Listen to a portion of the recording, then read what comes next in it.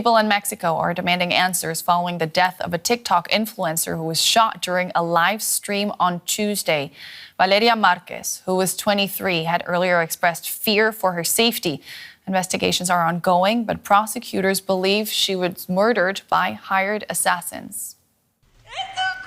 Valeria Marquez live streaming on TikTok just moments before she was shot dead.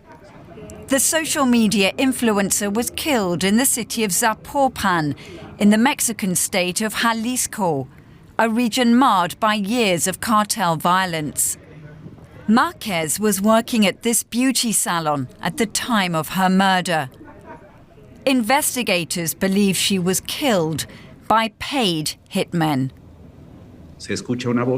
A man's voice is heard saying, "It's Valeria," and she says yes, and subsequently the attack occurs. According to the security camera recordings, it should be remembered that this is inside a mall, a shopping center. There are security cameras, and outside another person was on a motorcycle, waiting for the attacker, and they fled. Mexico's president said her security cabinet was also involved in the investigation. We are working to find those responsible and determine the motive behind the situation. A funeral mass has been held for Valeria Marquez. Investigators are treating her death as possible femicide. Mexico has one of the highest rates of gender-related killings in the world. Family, friends and fans of Marquez can only hope that those responsible for her murder will be brought to justice. Let's bring in Luisa Ortiz. She's the executive director of VitaActiva.org, a support helpline for women activists and members of the LGBTQI+ community facing online harassment and trauma. Luisa, welcome to DW. First up, I want to ask, what was your reaction to Valeria Marquez's murder? Thank you for having me. I have to confess, I had to avert my eyes. I couldn't believe what I was seeing. I was looking at my timeline like everybody does on Instagram, and then it was there. And once you see these kinds of things, you cannot unsee them. It is extremely, extremely emotional on the one hand, and on the other hand, it is very, very normal in the Mexican context to start seeing the way in which violence is being normalized. Valeria had actually mentioned fearing for her safety. Now, for many people, sharing details of their lives on social media is an act of empowerment. But to what extent does it also create vulnerabilities?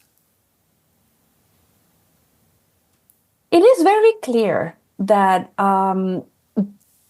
organized crime-induced violence is being emboldened and empowered by the fact that social media is a place where impunity exists at large. So there is definitely a larger impulse by corporate media and algorithms to promote and to reward with more visibility and more virality the content that is not only upsetting and violent, but also divisive.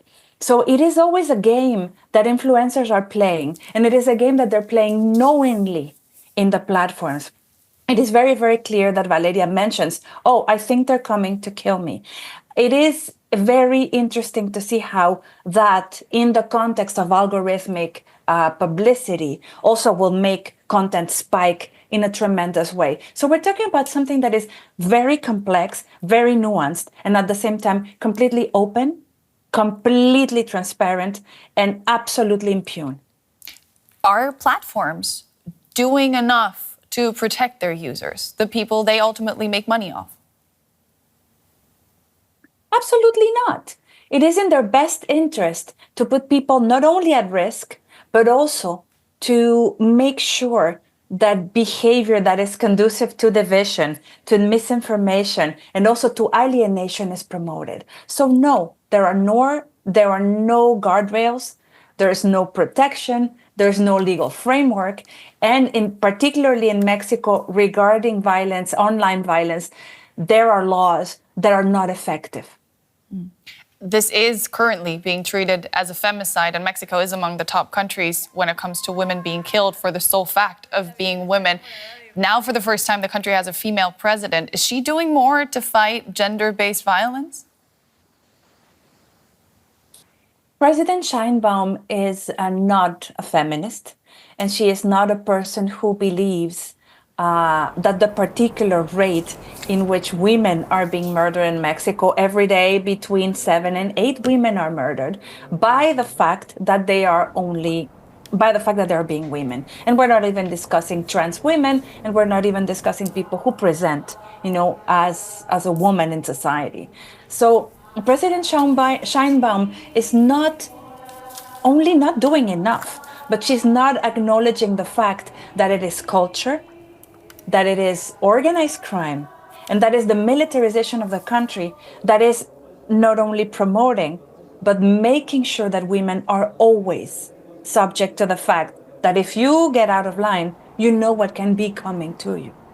That was Luisa Ortiz, the executive director of VitaActiva.org. Thank you so much for all of that and for your time. Thank you so much.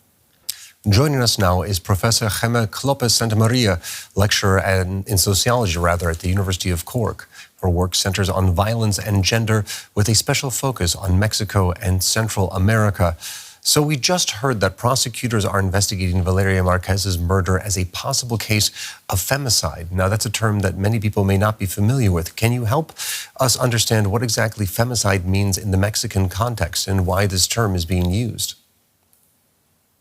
Sure. So indeed, this recent murder is being investigated and treated as a femicide, which in the Mexican context means the murder of a woman because she's a woman, because of her gender. So I think authorities are assuming that that Valeria Marquez was indeed targeted because of her gender. In Mexico, femicide is typified by federal law.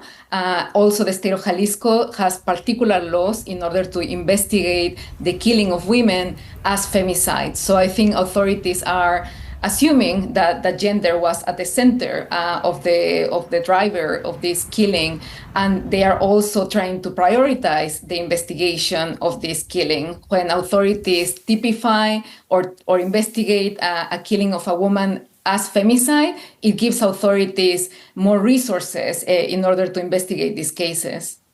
Now, in a previous video, Valeria had actually mentioned fearing for her safety. Now, do you think social media has made women in Mexico and Latin America more visible, but at the same time also more vulnerable?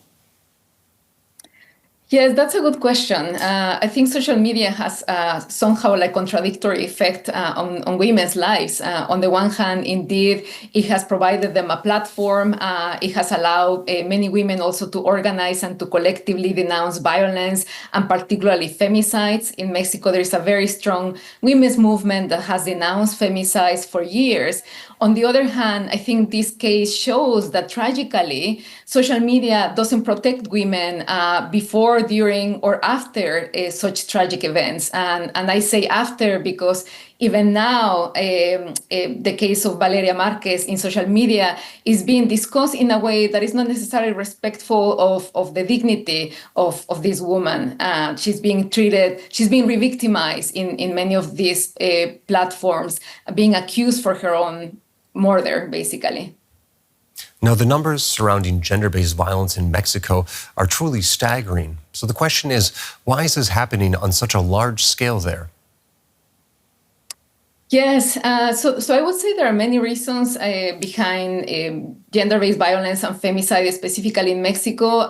One of them, and I would say one of the top reasons, has to do with impunity. We need to remember that in Mexico, around 92% of homicides go unpunished, 92% of crimes go unpunished, and femicide is not an exception. So impunity, I would say, is a large cause of femicide, as it is the lack of gender lenses on the institutions of security and prevention of crimes. So the police is not trained with gender lenses. biases. The judges are not trained either with these gender lenses.